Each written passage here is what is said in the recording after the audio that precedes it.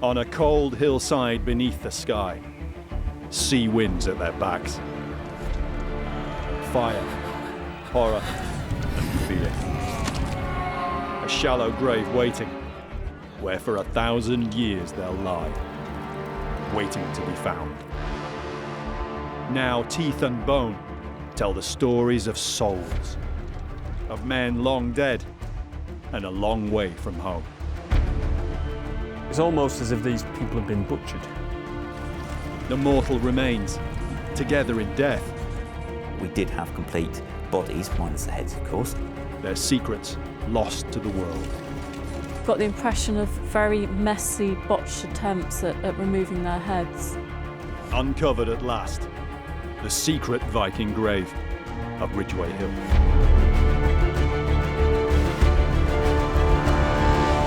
From the late 8th to the mid-11th centuries, the Scandinavian peoples burst from their frontiers almost wherever the seas could take them. Through archaeology, now we can explore the world of Viking life by understanding the realm of the Viking dead.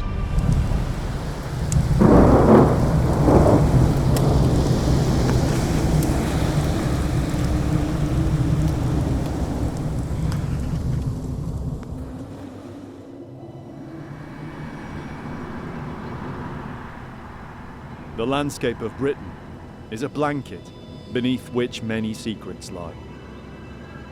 Archaeology shines a light into this darkness by planned expeditions and surveys. But usually, the greatest secrets are revealed completely by chance, given up one by one, like cards dealt at random. This was very much the case one day in Dorset, on the English south coast. In June 2009, the road between Dorchester and the port of Weymouth was undergoing huge renovation. The high ground that the road crossed, roughly halfway between the two towns, was called the Ridgeway. It was on this hill that a grim find was made. The whole area had been carefully monitored for many months by archaeologists working with the construction company. Yet, as so often happens, the chance find happened just off the map. It was just outside the area yet surveyed by the archaeologists that construction workers made the discovery. Bones, skulls. Construction stopped, the archaeologists moved in, and people across the world were transfixed by what emerged. The skeletons of dozens of individuals buried together. This was no carefully made grave. The bodies, it appeared, had been thrown in. They were heaped on one another, in disarray. Worse, each one had been beheaded. The skulls were found together, piled at one end of the pit. When it was eventually revealed that the finds were from the Viking Age, archaeologists were compelled, because nothing like it had been found before. It looked like an execution. When I first heard about the Ridgeway Hill discoveries, I was quite excited because we have very, very few mass graves from the Viking Age. And graves of that kind tend to reflect a particular event. It can be a plague, some kind of famine. It can be the result of a battle, or, as Ridgeway Hill turned out to be, the result of a mass execution. Unusual, unambiguous. The evidence was all there. There was little doubt to archaeologists about how the men had died. Normally, as archaeologists, what we find in the archaeological record are accidental things, things that people have dropped, things that have just built up over time. So when you find the result of a deliberate action, in this case a horrible one, killing lots of people, it's an opportunity to get inside the events and the motivations of the time. Another archaeologist was intrigued too. Tim Sutherland from the University of York in England. He's had his own experience of a mass grave from the Middle Ages, but that was from the Battle of Towton in the 1460s, the late medieval time. Before Ridgeway Hill, no one had seen a mass grave on this scale from the Viking Age. So now Tim wants to find out more. It's going to be a journey as he attempts to uncover all there is to know about the excavation and the story of this amazing archaeological discovery. Investigating the records of the excavation, he'll unearth the remains of a classic archaeological detective story. It leads him first to understand the area in which the find and its story all took place, in Dorset. Archaeologist Steve Wallace of Dorset County Council was on site during the excavation. Well, I can see why it's a sort of an important place, right between Weymouth and Dorchester. Yeah, absolutely. But something's in the way now, isn't it? The landscape's changed a bit, I presume. Yes, I mean, you might complain there's rather a large road in the way, but that was how we got to find the Vikings.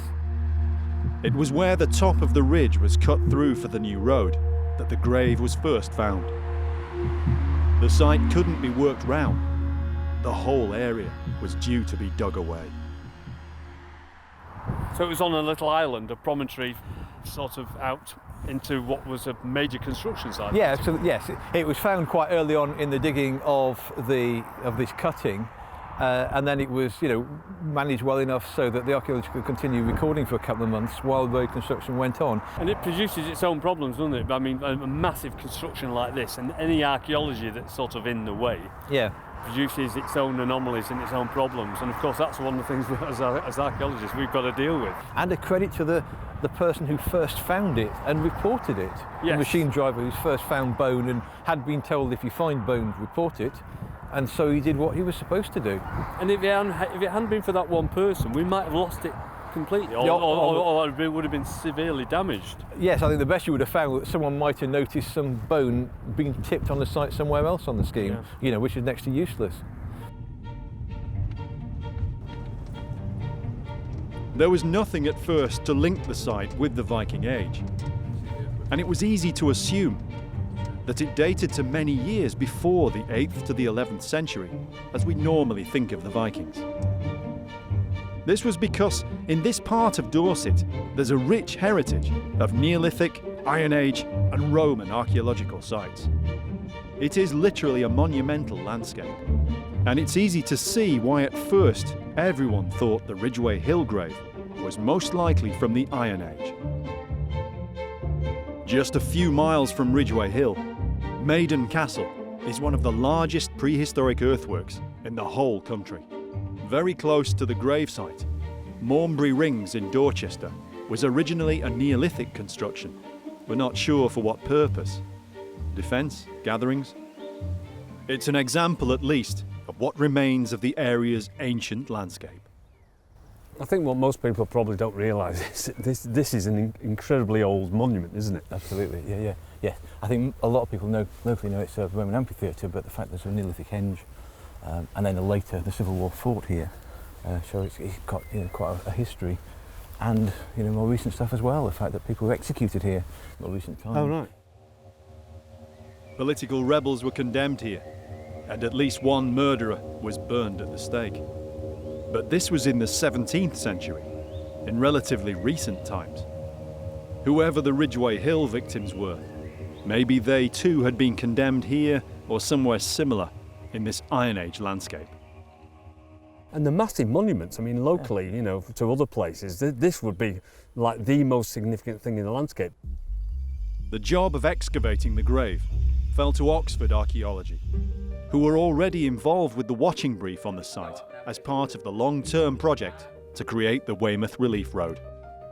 Dave Score was the project manager responsible for the watching brief, as well as the major excavation of the grave pit itself, which was soon to unfold. Like everyone else, Dave and his team at first theorised that the skeletons most likely dated to ancient times. This was long before any radiocarbon dating had been done. We thought that it was almost certainly Iron Age to start with. There were no finds to give away the date. It was just a feeling based on the context. We had a prehistoric landscape around us. And of course it's on a ridge. And Which is a classic routeway. And it's on a ridge, so it's basically a prehistoric routeway. This routeway, the Ridgeway, had been used since time immemorial. Before modern roads, people kept to the high ground in order to traverse long distances. It was quicker and safer than the surrounding lowlands. At Ridgeway Hill, the north-south road crossed the ancient Ridgeway at right angles, just as its precursing Roman road did. It was a giant X in the landscape that no one had ever suspected might mark something, until that happenstance discovery.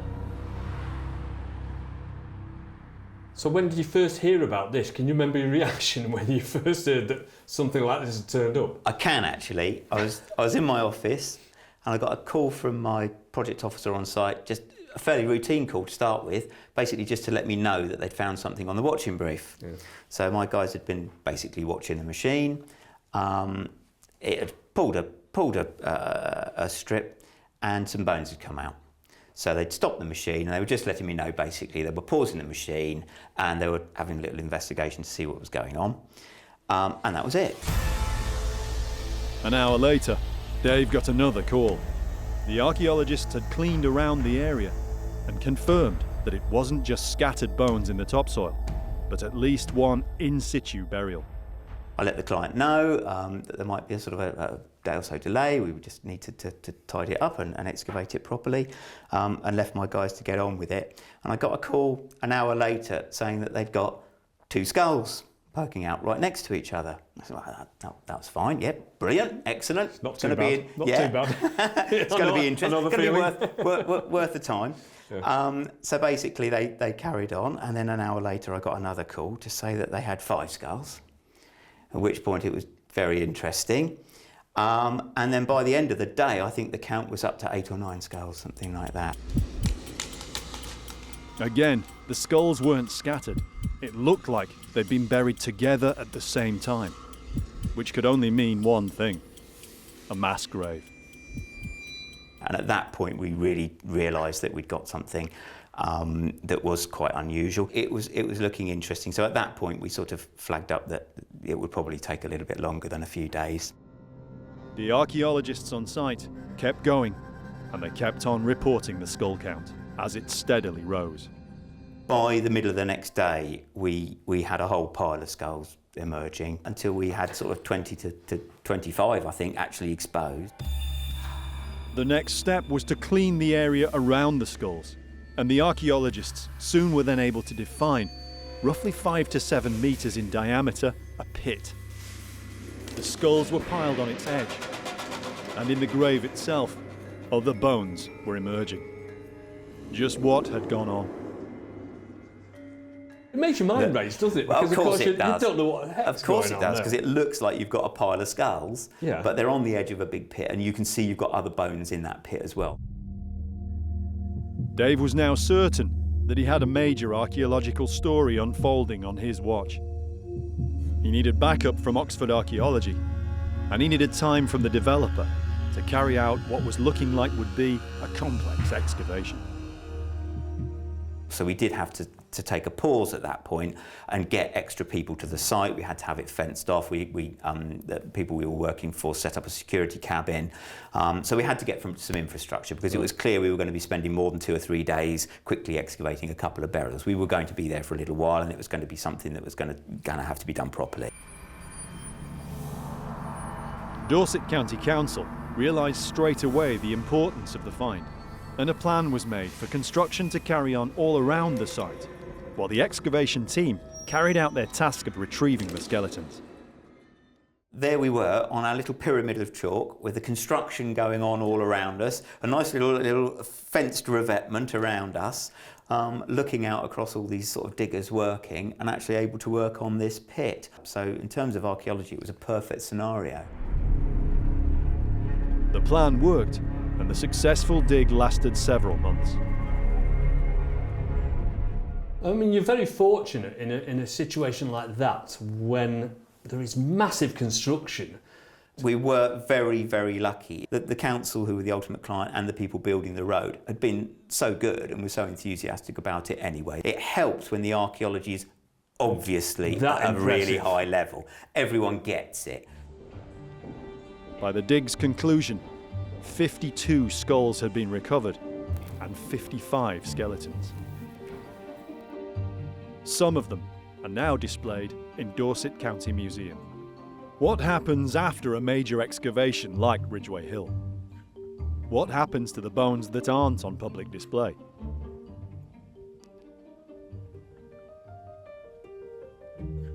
To find out more, Tim is allowed access to the County Museum's archive. Most of the material excavated from sites across Dorset over the past 200 or so years is preserved here. It's an incredible source of primary material, including the Ridgeway Hill files. All the material left behind after the excavation. These are identifiable to any archaeologist, so it's a site archive, and we've got the notebooks. Obviously every archaeologist should have their own notebook, and they're the thoughts and stages and processes of everything you do on everyday work. And here we've got some of the initial thoughts and concepts and the work that was undertaken at the very time that they found the mass grave. Now that's fantastic, because this is the archaeology of the archaeologists. Usually this material is stored away and is hardly ever looked at again. But for an archaeologist trying to understand what happened during an excavation, they're invaluable. These are the sort of rough images, the sketches, the notes, the thoughts. And people never see that side of it. And so it's fascinating. And this is the nitty-gritty, basically. The entries date through every day of the excavation, right from the very beginning, bone by bone. So this is the record of them recording the grave. And as it says there, burial pit. And every site has got this information, but when it's an important site like this is happening at the time. You know, skeleton 8152. Each one of these skeletons, this SK number, refers to a skeleton. But of course, this book's full of them. There are SK numbers throughout all the pages, and then they'll give each skull an individual number, because the skulls on this occasion were obviously separated from the rest of the post-cranial skeleton, as they call it. And ideally, you'd like to be able to put the right skull back with the right individual. And each one of these skeletons is an individual. So we're talking about people. These are people that were killed and put in the grave. And that's what we're trying to find. We're trying to find information about the real people. This is all the information that's left of them. What happened to them 1,000 years ago. And now we've got to try to find out the individual data, the information that goes with each one. We've got a collection here of the context records, so obviously everything from before the excavation. And then we go to the individual skeleton records themselves, so every single skeleton has an individual skeleton sheet, and every single skull in that case will have an individual skeleton sheet, because they're separated on this occasion, which is quite unusual. And for example, on this one, the top bones of the spine are present. Axis has 2 distinct cut marks on it. These are the top bones of the neck, and so this means that some blade trauma exists on those bones. So each individual, as we go through it, there's no head on that one, there's no head on that one, and the rest of the skeleton with no head, the rest of the skeleton, no head, the rest of the skeleton, no head, just the head, just the head. So sheet after sheet, it's just one or the other, but never both all together, as you would see on a normal skeleton sheet. And that's because each one of these individuals has been decapitated. But I think what's really important about this is it's a very unusual mass grave. And we're talking about people here. This is information about real people. There's information from all the bones that were recovered. But as to why the men were beheaded and buried like this, there were still many questions unanswered. Not only, it seemed, did the individuals go to the grave without their heads, but with little else. We were very conscious that we had an amazing find in terms of the burials, but we didn't have anything else to go with them. We had no finds, there was no evidence of any clothing, no toggles, no ties, there were no artefacts, no jewellery, no bracelets, but there was nothing really to tell what age they were. To try to find out, while the excavation was still in progress, Samples of bone were taken from some of the skeletons and sent off for initial radiocarbon dating. It would put to the test the commonly held theory that everyone had so far, that the skeletons were from the Iron Age. It was, I think, about the 5th or 6th week of the excavation before we got those dates back. And when they came back, of course, that was a shocker. That was surprising.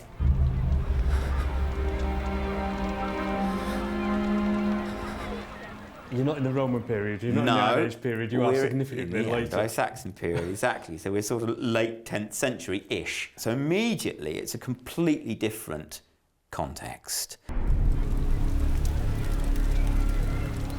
The end of the 10th or the start of the 11th century. The date was at least 1,000 years later than anyone had been expecting. Dave and the team had to completely rethink. You immediately start thinking about, the Viking raiding that's going on during that period, the unrest that's happening, and that's suddenly the context that we're thrown in. So, are they Anglo-Saxons that have been killed by Viking raiders? Are they Viking raiders who have been caught on the beach and marched up there to be executed? What's going on? Britain at this time was in a period of great change. Over 200 years, Scandinavian incomers had gone from Viking traders and raiders to settlers and farmers. Britain was divided into the kingdoms of the English, Mercia, Northumbria and Wessex, and the kingdom of the Norsemen, with its capital York, Jorvik. This was known as the Danelaw. Much of the time, an uneasy live and let live attitude pervaded. Yet tensions often spilled over into bitter conflict. But how did all this relate to the bodies in the pit? The links with the Vikings in this part of Britain have a unique place in the historical record. From the site of the grave on Ridgeway Hill, the Isle of Portland is clearly visible. And it was here that the first known Scandinavian raid of the Viking Age took place. But these events were 200 years before the men in the grave had died. Why then were they buried where they were? And how had they died? Their bones may hold some of the answers. The skeletons are stored carefully just a few miles from where they were discovered. We always knew that we had something extraordinary and highly unusual, but it wasn't until we examined the skeletons in detail that a very ugly and chilling picture emerged about these individuals and how they'd met their fate. That, to be quite honest with you, it took us slightly by surprise because we've seen a lot of trauma, but nothing quite like this. Louise Lowe is an osteologist, trained in the excavation and analysis of human skeletal remains. Archaeologists like Tim rely on specialists like Louise when they're excavating graves. Louise headed up the burials team at Ridgeway Hill. Her job was to assess each of the individual skeletons as they emerged. She was highly experienced, yet it still left a strong impression on her. So I see you've got a few examples of the individuals here, but obviously bits and pieces of them. So can you explain what all this is about? Yeah, of course. The skeleton that we've got laid out here is an individual who's about 20 to 30 years of age. Most of the individuals were younger than that, sort of 18 to 25. One of the youngest was about 14 years. And then there were one or two older ones, sort of in their 40s and 50s. All the skeletons are male, broadly of active or fighting age. It seems obvious with hindsight how the men died. Louise had to remain scientific in her analysis, keeping to the facts. The most obvious trauma marks were those inflicted while the men were beheaded. Each was individual, leaving different signatures on the bones. This individual's had his head removed with quite a neat incision to the top of the neck, indicating that some of them had perhaps had their necks hyperextended to remove their heads. Maybe they'd been forced to kneel down in front of their executioner. Each man may have met his fate in a slightly different manner to the next, as evidenced by a few single clean cut marks. Some were at least still, even if they weren't calm. But that isn't the typical picture Louise found. Most skeletons showed much more brutal trauma, far less neat or clean wounds. Some of them are actually quite messy, quite sort of botched attempts at decapitation. Maybe the executioners weren't very experienced, maybe they were hurried. Quite a lot of examples we've got where the cut has been delivered low down, cutting into the shoulder blade here, you can see, and the clavicle.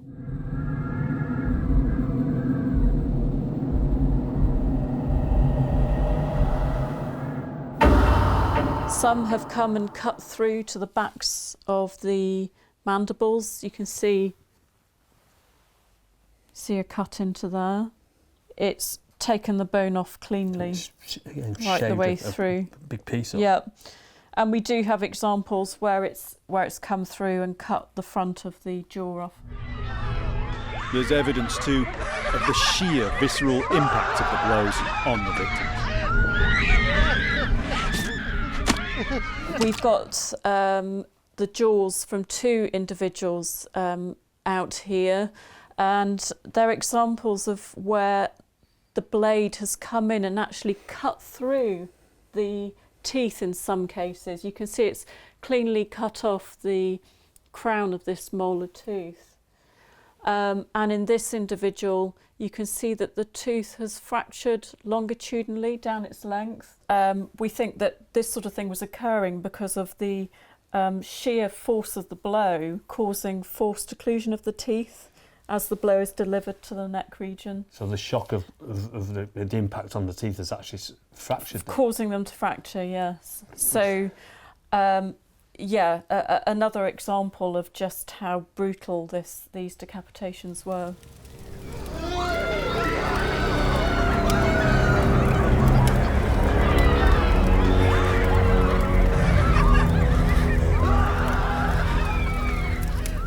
This tooth there and this fragment of the spine there, the fragments are still associated with it, aren't they? I mean, sometimes you think, oh well, you've chopped the tooth off, the tooth would just fall out.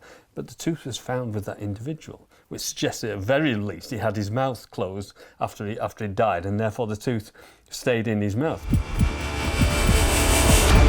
It's actually quite chilling to think that they were probably held there by bits of sinewy soft tissue. Maybe the tooth was held in place because the type of trauma, this sort of hacking trauma where you're hacking into the neck, you're not cutting cleanly through, so bits of tissue are being dislodged and just sort of enabling removed bits of teeth to sort of rest there. Whether the wounds inflicted were clean or frenzied, the removal of the heads of the men must have been a horror to behold. Of course, you're separating the head from the rest of the body, and so in the bits that are being separated, they would have pulled the bits and pieces of the body apart, like bits of the spine apart and bits of flesh, and of course they would drop off. It's almost as if these people have been butchered. Butchery may be, but did this leave any clues as to the type of weapon used to inflict the trauma? Is it sharp enough to be something like a sword, or is it relatively blunt and something like a big heavy weapon like an axe or something? That's interesting actually. We thought quite a lot about the weapon that had been used, and although we can't rule out the use of an axe or a knife, most of the wounds are consistent with a long heavy blade. And that is actually quite significant because the use of the sword would have been highly symbolic. And that might suggest that these executions have been performed by decree of higher authority, perhaps some sort of judicial execution. In the late 900s and early 1000s, most common criminals were executed by hanging. Death by the sword, when an example of ultimate power and justice had to be made for all to see, was reserved for relatively few crimes. traitors, captured enemy soldiers, Viking raiders. Can we have any clue as to who these men were or why they were executed? We have around 50 executed individuals. I mean, you could say there's still a slight question mark over that, but we're pretty confident to say it's an execution. I would go with that. So we didn't know at that time who they were. So of course we could speculate all the different scenarios of Anglo-Saxons capturing Viking raiders or Viking raiders executing Anglo-Saxons. There's also the thing that happens during this period is it was quite common for treaties to be formed with the exchange of hostages, for example. So they could have been executed hostages, where the hostages had been left and then people hadn't kept their side of the bargain, and then they have this execution. There is one other event which might hold relevance. The Saxon king Ethelred was so exasperated by conflict with the Viking Danelaw that he ordered all Scandinavians living in Britain, even peaceful settlers, to be killed. It was known as the Massacre of St. Brice's Day. Evidence has been found elsewhere that might fit with this, but it's more haphazard, involving a broad range of people, including women and children. Ridgeway Hill is all male, and seems more regimented than the chaos of civilian massacre. Using sources from the time, Dave and his team speculated possible explanations. One or two people have put forward the idea that it wasn't so much a massacre might not have been so much a massacre of the civilian population, but it could have been Ethelred's idea to get rid of his Viking mercenaries who he had working for him, who he decided he no longer needed. Which actually, I would say that's possible. It's certainly possible that could be the case. However, it's also possible that it could be a boatload of Viking raiders who have been captured. It could be possible that the Vikings have taken over the area and are marching all the male population from Weymouth up to the hill and executing them. The fact that it happens in that location, though, which is the location you would think of for the Anglo-Saxon judicial process, would lead you down the road of thinking it's Anglo-Saxons doing the executing. They had bodies reliably dated and had established cause of death. Yet still there was no clear indication from history if the men were traitors, prisoners of war, or Vikings from overseas. But there was another process that in this case would hopefully settle this aspect of the mystery. We were then very keen to find out where they'd come from. So we had the isotope ratios analysed, and these were taken from their teeth, which reflects the childhood geographic origins of the individuals. But we also took them from their bones, from their ribs and their femur, and these represent where the individuals had spent the latter part of their lives. The femurs very broadly reflecting middle life, and the ribs broadly reflecting most recently before their deaths. The preliminary isotope results showed that the individuals might have come from a variety of origins, possibly Northern Europe. One individual seems to have originated from as far north as the Arctic Circle. They'd spent their lives moving around a great deal, but not in each other's company. They'd had very different migratory histories, if you like. The other thing that the isotope work showed is that they hadn't been in the British Isles for very long before they died. A group of individuals from different origins, widely spread across at least Northern Europe and probably beyond. Certainly foreigners to British shores. It was a fascinating result for Dave and his team. The results came back very positive and almost just too good to be true, and confirmed that they were of Scandinavian origin. So they were Vikings, to a man. I think also the interesting thing about the context is it's challenging our ideas of what is traditionally considered to be a Viking warrior. And if these individuals had been, for example, mercenaries and so on, they don't fulfill the image that we have of a typical Viking warrior.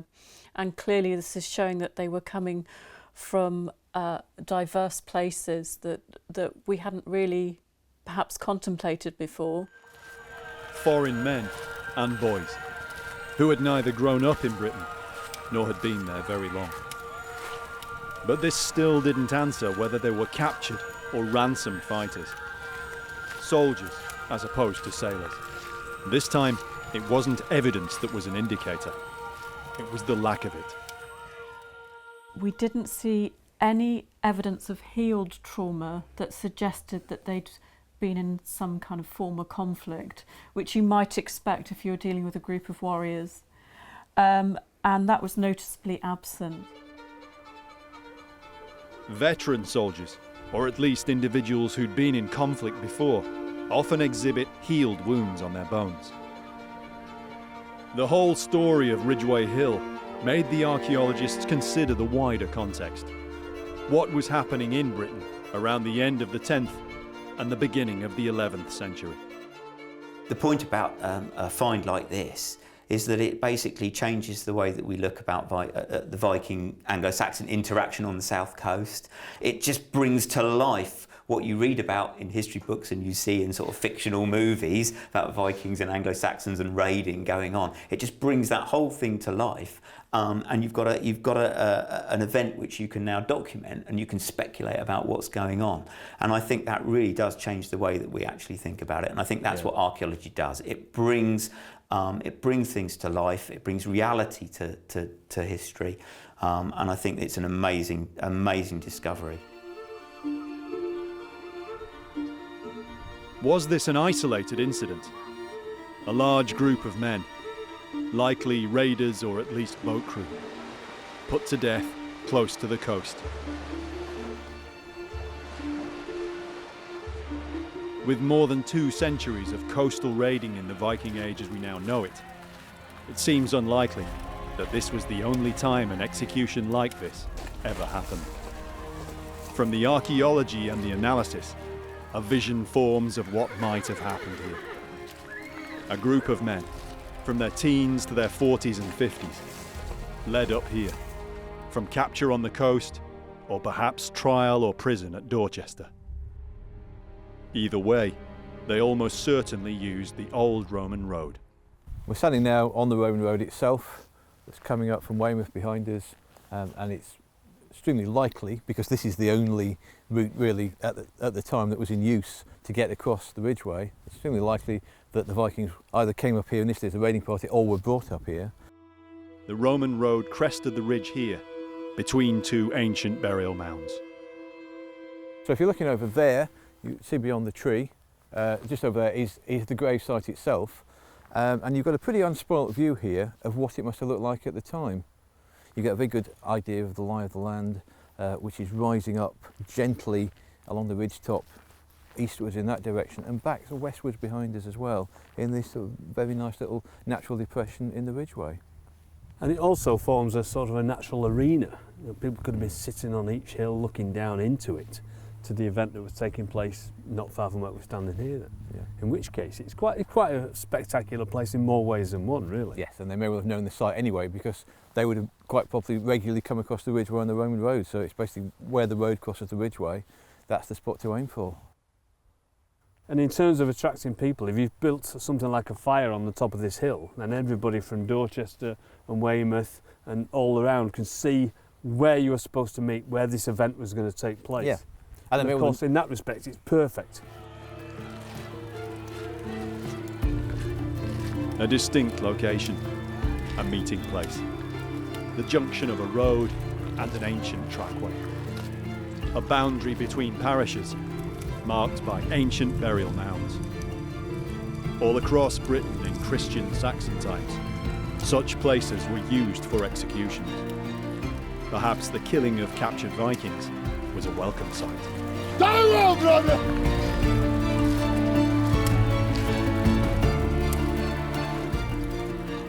people probably had quite humdrum lives. They were in great fear of the Vikings, and so this would have been some sort of celebration and a fire. Sounds like a very good idea for not only for guiding people in, but as part of what must have been a celebration in a way. If you can use the phrase celebration to describe the sight of 50-odd people having their heads hacked off. Punishment of the condemned extended to the next world. Victims were buried not in Christian churchland, but here in the ancient burial ground. Perhaps as pagan Vikings, this at least the men did not mind. Whether a celebration or a subjugation, whatever the men's origin, whatever the men's crimes, whatever happened here is likely to remain a mystery. Ridgeway Hill, I have to say, is still a puzzle. We don't know why this was done. Clearly, the locals were annoyed with somebody, a group of people who did not come from there. Is it a group of Viking raiders who get captured and meet a nasty end? Is it some kind of reprisal? Is it a political act? We just don't know. Personally, I try not to speculate about those things that we simply can't know at the moment. It's possible that there will be some new discovery that sheds more light on it. But I prefer to see it as an indication of the kinds of things that were probably going on all over the place in violent times. This was a troubled period of English history. Social tensions are running high. This is the kind of thing that can happen.